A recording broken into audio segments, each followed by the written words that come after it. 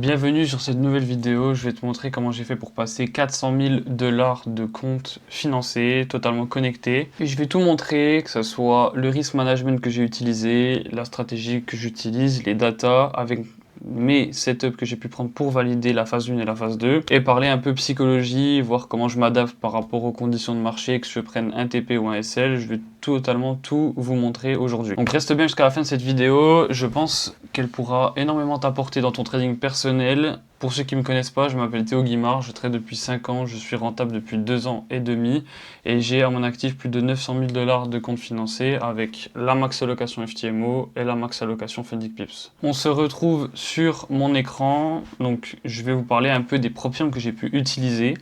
Tout d'abord, du coup, on a FTMO, pour moi, c'est des top prop firms. Il me manquait un 100K, donc j'ai pris juste un seul 100K, tout simplement, dans mon copieur. J'ai utilisé Funding Pips, il me manquait 2 fois 100K, donc j'ai pris 200K.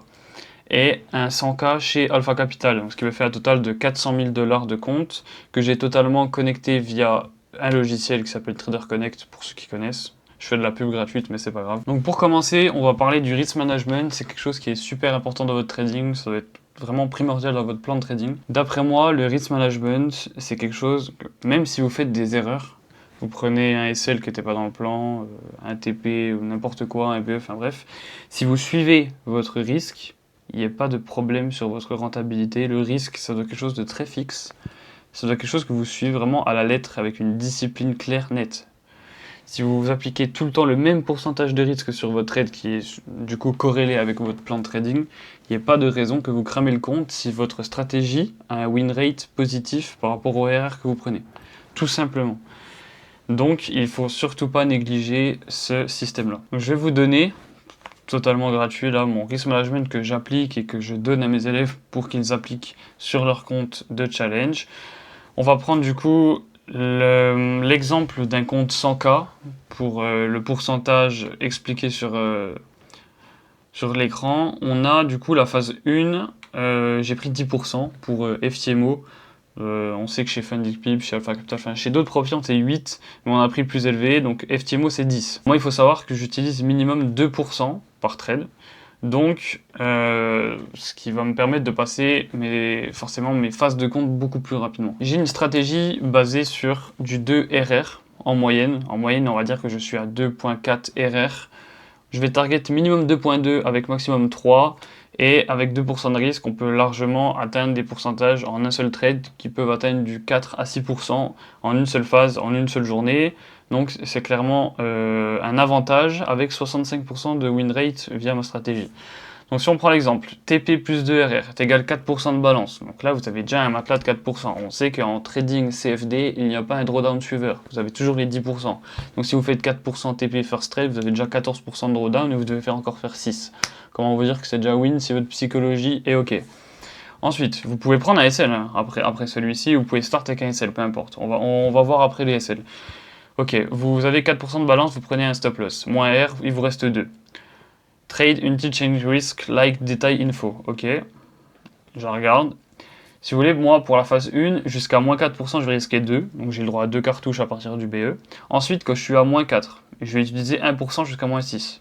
Donc voilà, je vais diminuer mon risque quand je suis en période de drawdown. Et de moins 6 à moins 10, je vais utiliser 0,5. À partir du moment où vous prenez un take profit via un trade, vous multipliez votre risque par 2. Par exemple, je suis à moins 7, je risque 0,5, je fais un TP, donc de R, je suis à moins 6, je multiplie, je repasse à 1. Là, ça reste corrélé, mais vous pouvez potentiellement repasser à 2. Donc, ce qui veut dire par là, c'est que vous allez réinvestir les gains que vous faites sur vos TP. Donc, ce qui va nous permettre tout simplement de passer les comptes. Il faut savoir que les phases de challenge prop firm, vous ne faites pas d'argent. Ça ne sert à rien de rester 2, 3, 4 mois sur des phases de compte, c'est inutile. C'est inutile. Je le dis vraiment, c'est inutile. Je suis passé par là au tout début, mais il faut savoir que vous ne faites pas d'argent, vous faites de l'argent quand vous êtes financé. Le nombre de trades que vous allez prendre dans de l'argent full démo sans payout, c'est de l'argent totalement perdu. Ensuite, on va start, par exemple, du coup, 2%, SL moins R, moins 2% de balance, c'est pas grave, je sais que j'ai encore 4 cartouches. Vous avez deux choix, soit vous utilisez votre drawdown, vous divisez par 2, soit vous utilisez votre 5 cartouches. 5 cartouches, je veux dire par là, vous avez 10% de drawdown avec 2% de risque. Donc, 10 divisé par 2, vous avez le droit à 5 trades, tout simplement. Et de suivre tout simplement les détails des risques. Donc, la phase 2, j'utilise un risque qui est encore plus safe, dans le sens où la phase 2, on s'est dit que du coup, à 1 ou 2 trades, vous pouvez être financé. Donc, c'est là où ça va jouer sur votre psychologie, principalement la phase 2. Donc là, par exemple, moins 2%, on risque 2. Ensuite, dès qu'on est à moins 2 jusqu'à moins 6, on risque 1. Et de moins 6 à moins 10, on risque 0,5. Juste là, vous n'avez pas deux cartouches à 2%, vous n'avez qu'une seule. Comme j'ai dit, ça dépend de vous et de votre confiance envers la stratégie, car moi, personnellement, j'utilise toujours 2%, même si je suis à moins 8. Parce que j'utilise mes 5 cartouches. Voilà. Je sais que dans ma stratégie, il me reste... en moyenne, je suis à 3 SL d'affilée, ensuite je TP. En moyenne. Donc c'est à peu près ça.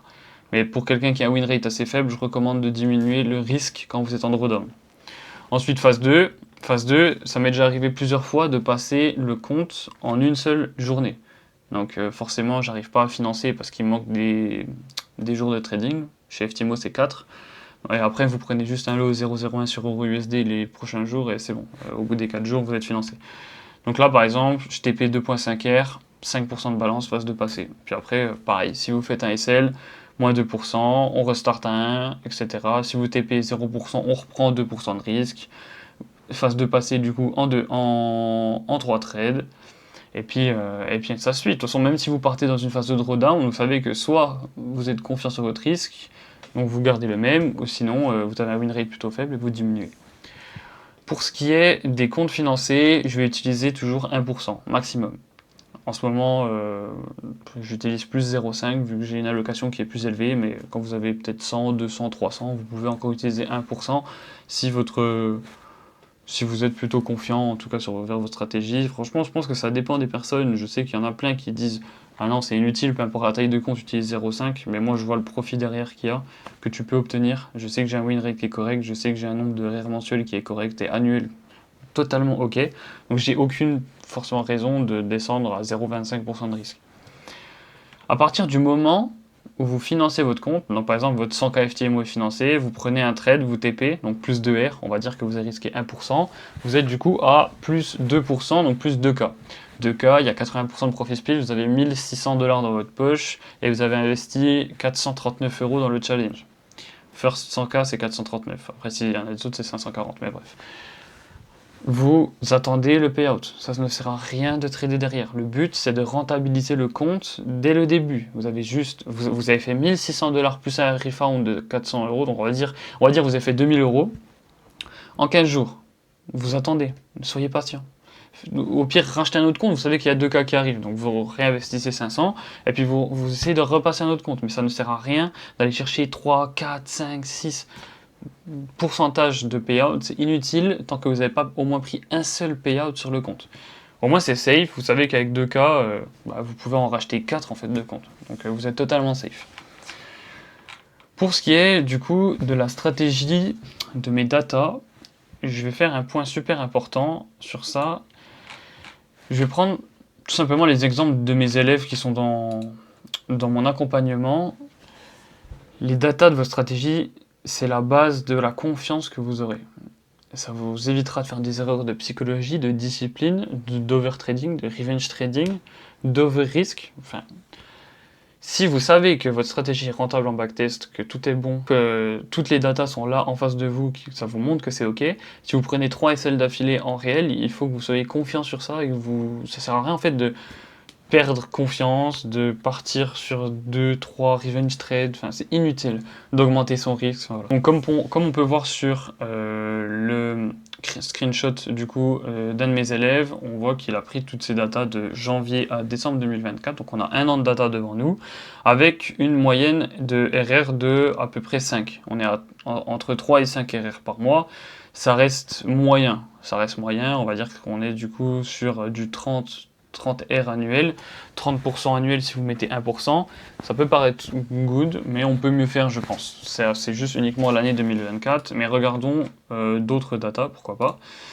Ici, pour 2024, d'un autre élève, on a 4,75, 9,6, 0,75, 5, 5, 9, 5, 11, moins 1,69, 6, 3. Donc là, on voit qu'on est quand même sur un meilleur rendement. On est en moyenne, vous voyez, autour de 5, 6. Donc c'est clairement mieux. On va être autour de 50 R annuels. Si vous avez ces datas-là, ce n'est pas possible de faire des erreurs psychologiques en réel. Vous voyez? Si vous faites des erreurs, c'est que vous n'avez pas assez travaillé votre backtest. On va prendre d'autres datas encore, hein, on peut suivre ça. Résultat de janvier 2020, on voit 8R, 62% de win rate. Ensuite, tac, 8%, 80% de win rate sur 16 opérations, 13 wins, 3 loss.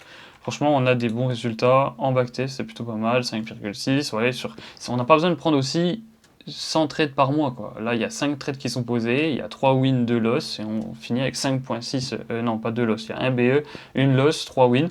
Et vous avez 5,6 RR de win, enfin voilà, vous avez fait votre mois, quoi. 5 R, vous imaginez 5 R sur, je sais pas moi, 500K de financé. Je vous laisse faire le calcul avec 0,5% de risque, je pense que c'est ok, je pense que tout le monde prend ça.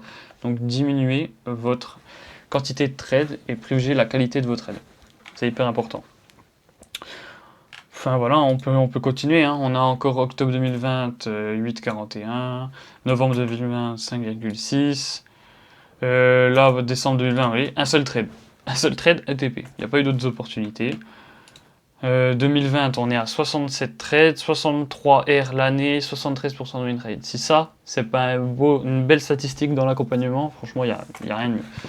Bon, voilà pour ce qui est des datas de la stratégie. Si vous êtes dans un développement de stratégie où vous rejoignez un accompagnement, je pense que votre coach vous le dira, mais en tout cas, privilégiez en tout cas les datas, c'est hyper important. Ensuite, pour parler un peu de psychologie, je vais rester très très vague, je vais donner juste 2-3 conseils comme ça à l'oral, sans support sur l'écran. Premier conseil, dès que tu prends un stop, coupe ton écran. Ça sert à rien de rester devant ton PC, journal ton trade plus tard, mais si tu évites d'être devant ton écran, tu éviteras forcément de reprendre un trade. Deuxième point super important, essaye d'avoir zéro attente sur tes résultats, ou juste n'aie zéro attente sur tes résultats. À partir du moment où tu cliques sur buy ou sell sur ton setup, il ne faut pas que tu sois dans la foi, dans l'espérance à 100% de TP. Que tu fasses un TP ou un SL, ça doit juste être des statistiques. Tu dois sortir ces émotions-là. Du TP ou du SL, tu dois avoir la même sensation. C'est très très compliqué à faire en réel, c'est pour ça que la plupart échouent, parce que dès qu'ils prennent un TP, ils ont une over-confiance de fou, et dès qu'ils font 3 stops d'affilée, ils pensent que c'est la fin du monde.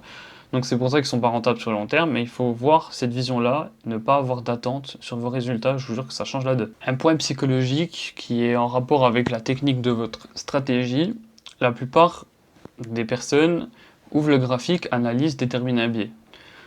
Ensuite, ce biais-là peut s'inverser, mais ton biais psychologique va rester le même. Ça veut dire que tu as analysé le matin, tu trades l'après-midi, tu vas vouloir voir un pump l'après-midi parce que tu étais haussier le matin. Ce problème de biais psychologique peut jouer sur le taux de probabilité de réussite sur tes setups. Il faut que tu arrives à lire et déterminer le prix sans avoir tes sentiments personnels de la vision que tu veux sur le prix. En gros, si tu vois le prix haussier et que tu vois clairement qu'il inverse des zones, tu vois clairement qu'il part dans l'autre sens, mais que tu veux continuer à long ce prix, il faut que tu sors ce biais psychologique, absolument. La plupart, vous allez être obstiné à trouver un long, alors que c'est pas long, c'est pas du tout long, c'est short, juste faites rien. Le mieux, c'est de rien faire. Si vous avez un biais, un plan, et que ça se passe pas comme c'était prévu, ne faites rien. Juste ne tradez pas. Pourquoi vous allez forcer le trade? Juste ne tradez pas et vous verrez que forcément ne pas trader, ça conserve votre capital et ne pas trader, c'est trader. Vous entendez cette phrase partout sur les réseaux, mais elle est réelle. Elle est réelle. C'est pas bullshit. Bon, on va passer à ce qui est plus intéressant. Donc là, la confiance est liée avec tout ce que je vous ai expliqué juste avant. On va pas repasser par là. Mais pour vous expliquer un peu ça, les comptes que j'ai passés, c'était en octobre, donc ça date un peu, la vidéo là elle sort en juillet. Bon, j'ai toujours les comptes, ils sont actifs, là c'était plus pour vous expliquer et vous montrer la totale transparence. J'ai retrouvé tous les screenshots pour vous montrer ça. J'ai acheté les comptes le 16 octobre, j'ai funded le 27. Vous allez dire, mais comment c'est possible? Comment c'est possible? Tu as passé phase 1, phase 2 en 11 jours, comment c'est possible? Donc comme je l'écris juste en dessous, il y a 11 jours compris, donc 9 trading days, parce qu'il y a le week-end. Le week-end, on ne peut pas trader sur le Forex. Donc j'ai utilisé 9 trading days pour financer les comptes. J'ai reçu du coup 300K acceptés, mais 100K refusés. Donc je vais m'expliquer. Ici, je vous montre. On a le premier screenshot. J'utilise du coup Trader Connect avec du coup 400 000 $. On peut voir. Là, la phase 1 qui était déjà passée, ça devait être au bout de quelques jours. J'ai pas les jours devant moi, mais en tout cas, vous voyez 438 000. On a 100K P1 FP FP, donc on a les deux 100K Funny Pips qui sont montés du coup à 109 400, 109 200. Bon, ils sont coupés largement au-dessus du profit target, mais c'est pas grave. Le 100K FTMO qui est monté à 110K, donc parfait, hein, c'est ce qu'il me fallait, 110K et 2 $, enfin, vraiment c'était pixel. Et le Alpha Capital phase 1, 110 212, donc on voit hein, DIPL. Bah, je crois que je l'ai passé en un seul trade, parce que du coup c'est les profits sur la journée, donc ça devrait être ça, ça doit être en un jour. Mais voilà, vous avez toutes les preuves devant vous. Enfin, que c'est possible. Ensuite, les screenshots pour vous montrer encore plus de preuves. FTMO, analyse de votre compte FTMO Challenge, passe de challenge, phase 1, et puis Fennec Pips, student phase. Vous savez, il y a la student phase et la practitioner phase pour Fennec Pips. Practitioner, c'est pour la phase 2. Donc voilà, on a bien les 4 comptes qui sont acceptés. Ensuite, pour ce qui est de la phase 2. Bon, bah la phase 2, pareil, hein, vous voyez, il y a 417 000. On a 100K P2 Fennec Pips, donc 105 248, 105 397. Alpha Capital Group 105 013 et puis le FTMO 100K Funded. Moi j'avais déjà financé le compte FTMO, je sais pas pourquoi, bref, c'est pas très grave. En tout cas là on a toutes les preuves. Fundic Pips Master Account, voilà les signatures pour le Fundic Pips. J'avais du coup reçu la max allocation chez Fundic Pips qui est de 300 000 $, parce que j'avais déjà un 100K. Donc parfait, vous voyez là, octobre 22 octobre 2025. Il y a les QR codes qui sont scannables, il y a absolument tout. Donc là, vous voyez, hein, mon prénom, nom, 27 octobre 2025, le QR code. Et ensuite, parlons un peu de Alpha Capital. Pourquoi est-ce qu'ils m'ont refusé mon compte? Ils m'ont refusé mon compte parce que j'utilisais un copieur. Donc j'étais pas au courant. Pour ceux qui veulent copier des comptes, renseignez-vous chez les firmes qui acceptent ça, parce que cette société-là m'a totalement refusé en fait le funded, parce que j'avais copié le compte via Trader Connect. Enfin, en vrai, je trouve ça débile, mais bon, c'est leur règle, c'est comme ça, on peut rien y faire. Nous, on est traders, on joue avec leurs règles, donc il faut juste passer à autre chose. Les achievements de Alpha Capital. Il y a eu 22 octobre 2025, donc ça c'est la phase 1, et la phase 2, 28 octobre 2025. Donc vous voyez que c'est corrélé avec ceux de Fennec Pips et FTMO. Donc ça, c'est celui-là qui m'a été refusé en tant que funded. Ce qu'ils m'ont proposé en retour, c'est de me redonner un 100K gratuit et de le repasser, tout simplement, ou de me faire rembourser. Donc ce que j'ai choisi, c'est qu'ils me repassent le 100K et que je le passe. Donc je l'ai passé manuellement, vous en doutez, j'ai pas refait la même erreur.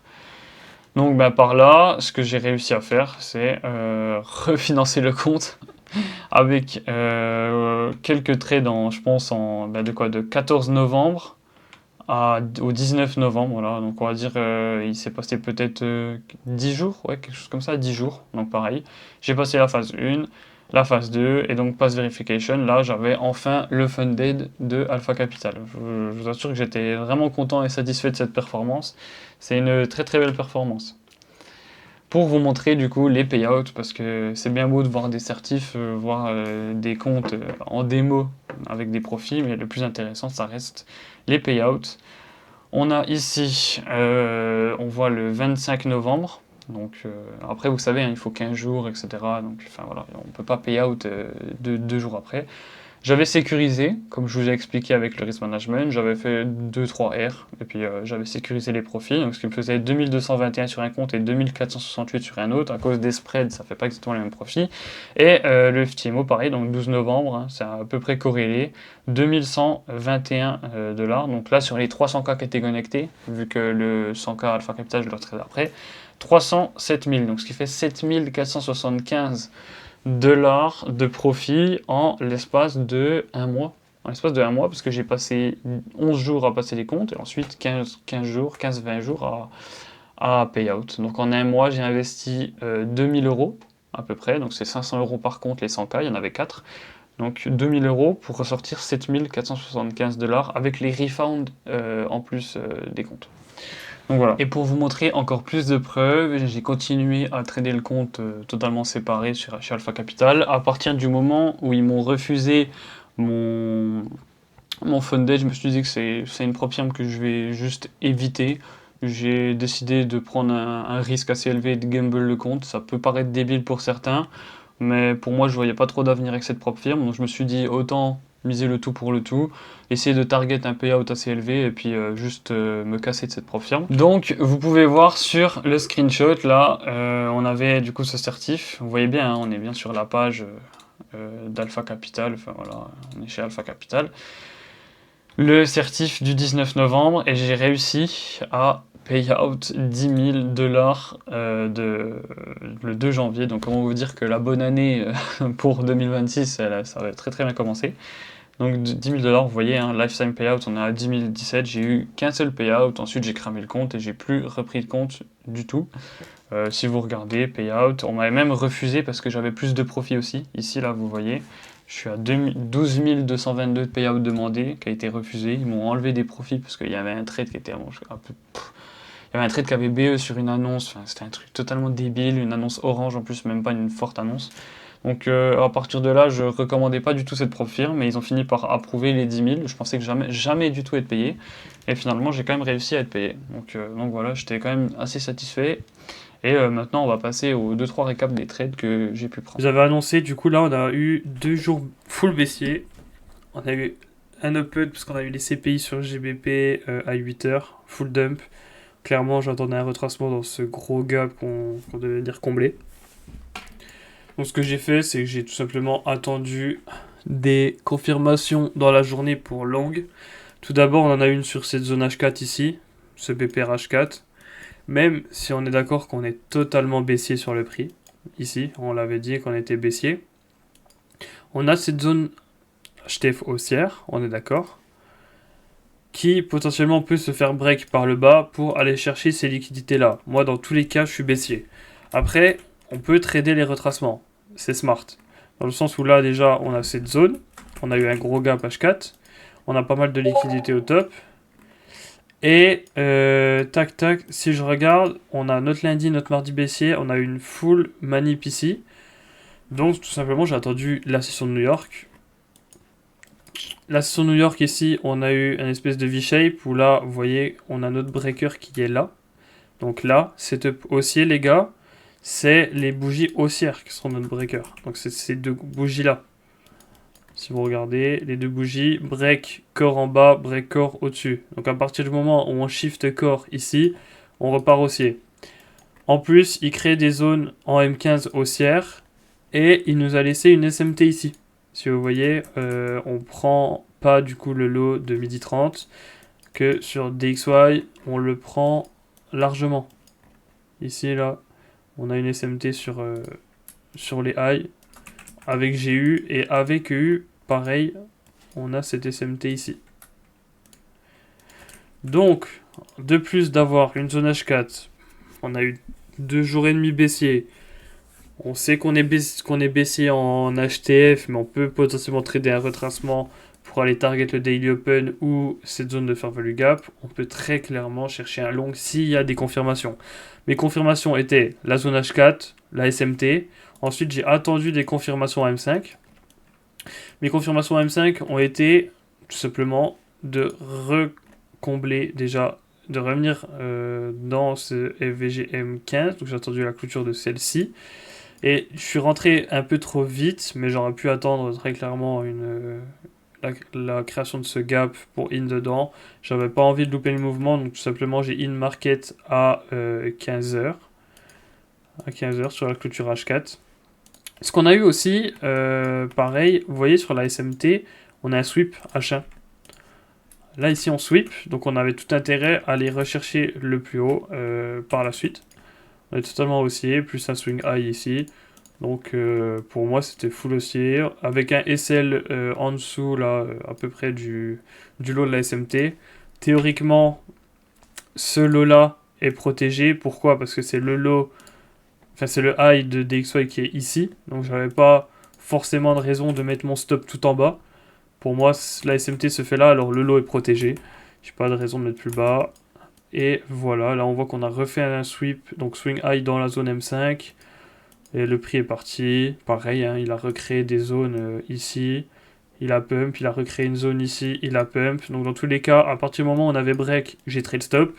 À partir du moment où on a rebreak, j'ai trail stop ici, mais on est venu hit mon TP tout de suite à 2 points. Tac, j'étais à 2.23 normalement. J'avais mon SL un peu plus haut. Donc j'étais sur ça. Pourquoi je l'ai mis là? Bah déjà on a les 2.2 RR et de plus je validais 400K phase 1 sur ce trade. Donc c'est plutôt good.